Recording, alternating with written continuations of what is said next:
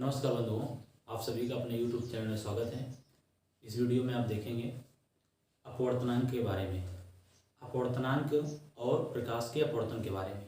पहले समझते हैं प्रकाश का अपवर्तन क्या होता है, रिफ्रैक्शन ऑफ लाइट क्या होता है।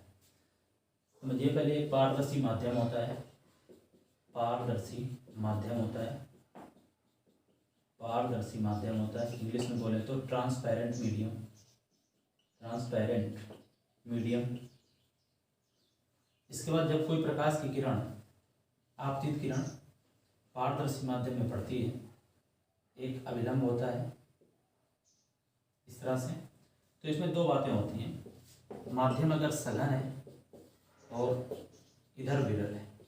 सबसे पहली बात, आपने पहला वीडियो देखा होगा फिजिक्स का, तो उसमें बताया गया था प्रकाश का परावर्तन। तो परावर्तन में माध्यम की कितनी जरूरत होती है माध्यम की, तो उसमें माध्यम की जरूरत होती है कि कितनी, एक। और यहाँ पर माध्यम होने चाहिए कितने, दो माध्यम होंगे तभी प्रकाश की अपवर्तन की घटना संभव होगी। पहली बात तो ये कि माध्यम कितने होने चाहिए, दो। माध्यम कितने होने चाहिए, दो।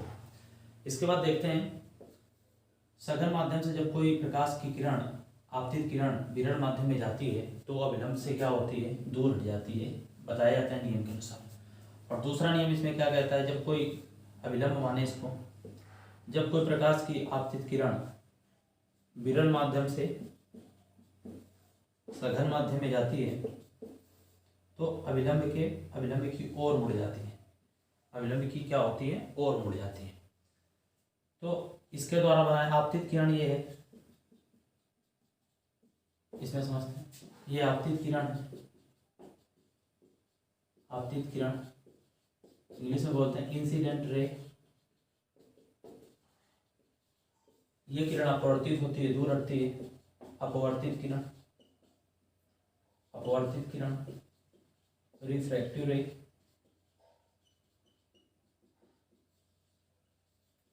इसके बाद होता है, ये जो बिंदु होता है ये आपतन बिंदु कहलाता है, और ये क्या होता है, अभिलंब, नॉर्मल बोलते हैं, ये आपका आपतन बिंदु होता है, इंसिडेंट पॉइंट।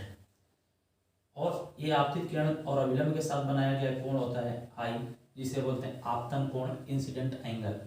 और ये होता है आपका अपवर्तन कोण, जिसे हम लोग कहते हैं आर, रिफ्रैक्टिव एंगल। ये कोण आई है और ये कोण क्या है, आर है। इसी प्रकार से यहाँ पर ये कोण आई है और ये कोण क्या है, आर है। ठीक है। सघन को इंग्लिश में अगर देखा जाए तो क्या कहते हैं, तो वो कहते हैं, सघन की केवल बात करें तो इसे बोलते हैं डेंस, और जब सघन माध्यम कहेंगे तो डेंसर मीडियम, डेंसर मीडियम। विरल माध्यम की बात करेंगे तो रेयरर, रेयरर मीडियम ये होती है। तो ये नियम आपको पता है कि आपतित किरण, अपवर्तित किरण और अभिलंब, ये सभी तीनों एक ही आपतन भी तीनों एक ही तल में होते हैं, पहला नियम होता है। इसका दूसरा नियम क्या होता है, दो माध्यम होना चाहिए। कितने माध्यम, किन्हीं दो माध्यमों के लिए, किन्हीं दो माध्यमों के लिए। यहाँ पर दो माध्यम में कौन कौन, सघन और विरल। किन्हीं दो माध्यमों के लिए आपतन कोण की ज्या, अब ज्या का मतलब होता है साइन, साइन को इंग्लिश में बोलते हैं क्या, ज्या। आपतन कोण की ज्या तथा अपवर्तन कोण की ज्या का अनुपात, आपतन कोण की ज्या साइन आई, अपवर्तन कोण की ज्या का अनुपात क्या होता है, नियतांक होता है। क्या होता है, नियतांक होता है। और इस नियम को कहते हैं स्नेल का नियम, स्नेल का नियम भी बोलते हैं। और ये जो नियतांक होता है, जब ये नियतांक होता है इसके बराबर होता है, तो अपवर्तनांक के बराबर लिख देते हैं इसको, तो इस प्रकार में लिख देते हैं साइन आई बटे साइन आर इक्वल 1 and 2, मतलब पहले माध्यम के सापेक्ष दूसरे माध्यम का अपवर्तनांक। तो ये थे अपवर्तन की बात कि प्रकाश क्या होता है, प्रकाश की किरण, आपतित किरण अभिलंब की ओर झुक जाती है और अभिलंब से क्या होती है, दूर हट जाती है। ठीक है। और इस यहाँ से मिलता है स्नेल का नियम। आगे की चर्चा करते हैं। अब जब अपवर्तन की घटना होती है तो इस बात को भी याद रखना, रेलवे ग्रुप डी में पूछा गया है, जब अपवर्तन की घटना होती है, अपवर्तन की घटना में क्या बदलाव आता है, तो प्रकाश की आवृत्ति होती है और तरंग दैर्ध्य होते हैं और चाल होती है। आवृत्ति में कोई परिवर्तन नहीं होता, अपरिवर्तित रहती है आवृत्ति, अपरिवर्तित यानी कोई बदलाव नहीं होता आवृत्ति में, लेकिन तरंगदैर्घ्य और चाल बदल जाते हैं। क्या होते हैं? बदल जाते हैं। ये तथ्य आपको याद रखना चाहिए और नोटबुक में आप नोट भी कर लेना कि आवृत्ति क्या होगी, कब? अपवर्तन की घटना में, प्रकाश के अपवर्तन की घटना में आवृत्ति नहीं बदलती है, तरंगदैर्घ्य और चाल बदल जाते हैं। इस बात को आपको नोट कर लेना है। आगे बढ़ते हैं हम लोग। अपवर्तन के लिए माध्यम कितने जरूरी हैं? 2। इसके बाद अब बात आती है अपवर्तनांक क्या होता है। अपवर्तनांक, रिफ्रैक्टिव इंडेक्स क्या होता है? अपवर्तनांक उसको समझते हैं। किसी माध्यम में जब प्रकाश मुड़ता है, किसी माध्यम में जब प्रकाश मुड़ता है, माध्यम में प्रकाश मुड़ता है या फिर अपरिवर्तित होता है, तो ये क्षमता किसमें होती है? ये क्षमता होती है अपवर्तनांक में। ऐसा कौन करता है?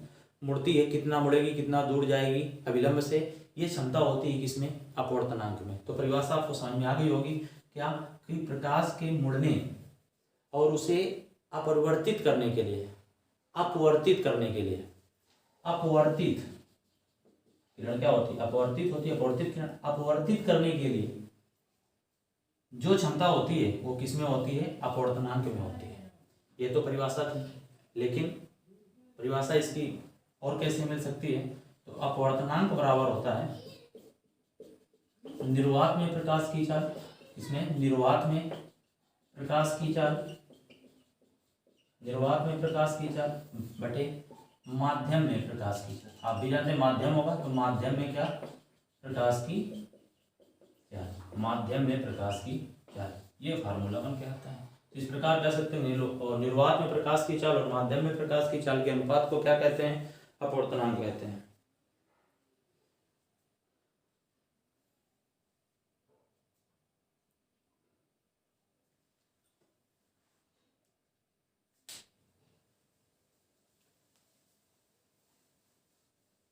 आगे देखते हैं, अगर माध्यम सघन है, अगर माध्यम सघन है, सघन माध्यम है, तो अपवर्तनांक क्या होगा? अधिक। अगर माध्यम विरल है तो अपवर्तनांक क्या होगा? कम। याद रखिएगा, अगर माध्यम सघन है तो अपवर्तनांक अधिक होगा, अपवर्तनांक अधिक होगा। माध्यम विरल है तो अपवर्तनांक क्या होगा? कम होगा। इस बात को भी नोट कर लेना है। अब एक बात और बताते हैं, जो प्रकाश की किरण ये अभिलंब की ओर मुड़ती है और अभिलंब से दूर हटती है, तो इसका क्या कारण होता है? इसका एक कारण ये होता है कि जब सघन माध्यम में जाती है तो सघन में जो माध्यम के जो कण होते हैं वो क्या होते हैं? पास पास होते हैं। जब माध्यम के कण पास पास होते हैं तो उसमें क्या होता है कि उसमें अवरोध होता है। अवरोध के कारण क्या होता है? अवरोध अधिक होता है तो वो क्या होती है? मुड़ जाती है। और विरल में क्या होता है? अवरोध कण इसके क्या होंगे? दूर दूर होंगे, तो ये इस तरह से फैल जाती है, यानी दूर हो जाती है। शायद आपको ये भी बात आपको जानकारी समझ में आई होगी। ठीक, अब चलते हैं, जो आपने थंबनेल में देखा होगा कि अपवर्तनांक के संबंध में क्या बातें बताई गई। अब एक बात और समझिए कि जो प्रकाश का वेग होता है, जो प्रकाश का वेग होता है वो होता है 3 × 10⁸ मीटर प्रति सेकंड। कहाँ पर होता है ये? तो ये होता है निर्वात में। और एक बात, ये होता है आपका सर्वाधिक, क्या होता है? सर्वाधिक वेग कहाँ पर होता है प्रकाश का? तो सर्वाधिक वेग होता है निर्वात में, यानी वैक्यूम में। निर्वात में प्रकाश का सर्वाधिक वेग होता है, कितना होता है? 3 × 10⁸। अब देखो, क्या प्रकाश का वेग क्या बदलता है? हाँ, प्रकाश का वेग बदलता है। कैसे बदलता है? जब प्रकाश निर्वात से होकर वायुमंडल में प्रवेश करता है, प्रकाश निर्वात से होकर वायुमंडल में प्रवेश करता है, जैसे ही वायुमंडल में प्रवेश करता है तो प्रकाश का वेग 0.03% क्या हो जाता है? कम हो जाता है। और जब यही निर्वात से जो प्रकाश चलता है, अगर वो पानी में प्रवेश करता है तो उसके वेग में 25% की क्या आती है? कमी। और जब ये कांच में प्रवेश करता है तो उसमें कितनी कमी आ जाती है? 35% की, 35% की कमी आ जाती है प्रकाश की चाल में। तो आप ये समझ सकते हो कि प्रकाश का वेग क्या होता है, बदलता रहता है, वो निर्भर करता है माध्यम कैसा है। जैसे निर्वात में प्रकाश की जो चाल होती है वो सर्वाधिक होती है। कितनी होती है? 3 × 10⁸ मीटर पर सेकंड। और इसके बाद जो जल में होती है, तो यह जल में होती है 2.25 × 10⁸ मीटर पर सेकंड। और इसके बाद जो कांच में होती है वो होती है 2 × 10⁸ मीटर पर सेकंड। इस तरह से कम होती रहती है। तो सर्वाधिक कहाँ पर है? निर्वात में। अब आप जानते हैं कि जो अपवर्तनांक होता है, स्नेल के नियम को ही अपवर्तनांक वहां से लिया जाता है। तो जो अपवर्तनांक होता है, आपने देखा कि अपवर्तनांक जो होता है वो होता है, इस बात को भी आपको नोट कर लेना चाहिए, वीडियो रोक लेना, नोट कर लेना। इसके बाद अपवर्तनांक की बात करते हैं। अपवर्तनांक की बात क्या होता है? निर्वात में प्रकाश की चाल बटे माध्यम में प्रकाश की चाल। समझिएगा, बहुत ही अच्छा बिंदु है यहाँ पर। अपवर्तनांक का मतलब क्या होता है? आपतन कोण की ज्या तथा अपवर्तन कोण की ज्या का अनुपात क्या होता है? नियतांक होता है, जिसे स्नेल का नियम यानी वहां पर अपवर्तनांक इक्वल होता है sin i बटे sin r हो जाता है। ठीक है, अपवर्तनांक हुआ। इसके बाद sin i upon sin r ये हुआ। अब आप देखिए निर्वात में प्रकाश की चाल कितनी होती है, तो ये तो अपवर्तनांक के बराबर हो गया sin i बटे sin r, और ये 3 × 10⁸ मीटर पर सेकंड हो। अब आप देखिए माध्यम में प्रकाश की चाल।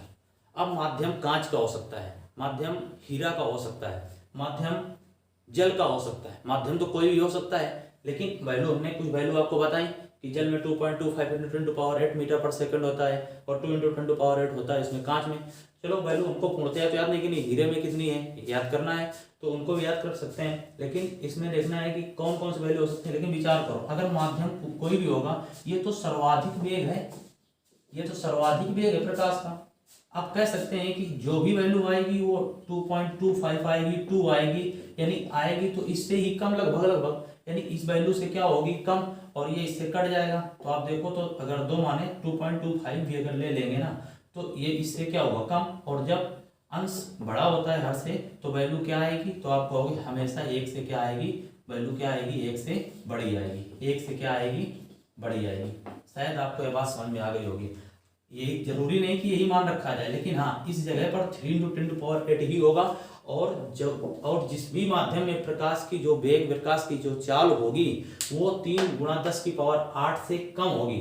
3 × 10⁸ से क्या होगी? कम होगी। और जब ये वैल्यू यहाँ कम होगी और कम का भाग जब इसमें देंगे तो वैल्यू सदैव किससे बड़ी आएगी? 1 से अधिक आएगी। और जब 1 से अधिक आएगी तो हम कह सकते हैं sin i बटे sin r ग्रेटर देन कितना? 1 से। यानी इसका मान क्या होगा? सदैव 1 से क्या आएगा? बड़ा आएगा। इसका मान कितना आएगा? सदैव 1 से बड़ा आएगा। और जो आपको थंबनेल में प्रश्न आपको दिखा था कि अपवर्तनांक के संबंध में निम्नलिखित में से कौन सा समीकरण सही है, तो वो समीकरण सही है sin i बटे sin r ग्रेटर देन 1। ठीक है, ग्रेटर देन 1, ये आपका विकल्प यहाँ पर क्या है? सही है।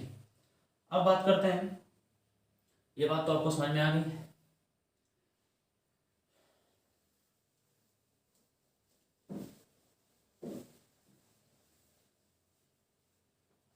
अब अपवर्तनांक क्या होता है? भिन्न भिन्न रंगों के लिए अपवर्तनांक का मान भी क्या होता है? अलग अलग होता है। भिन्न भिन्न रंगों के लिए अपवर्तनांक का मान क्या होता है? अलग अलग होता है।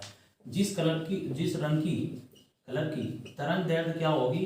अधिक होगी, उसका अपवर्तनांक कम होगा। उसका अपवर्तनांक क्या होगा? कम होगा।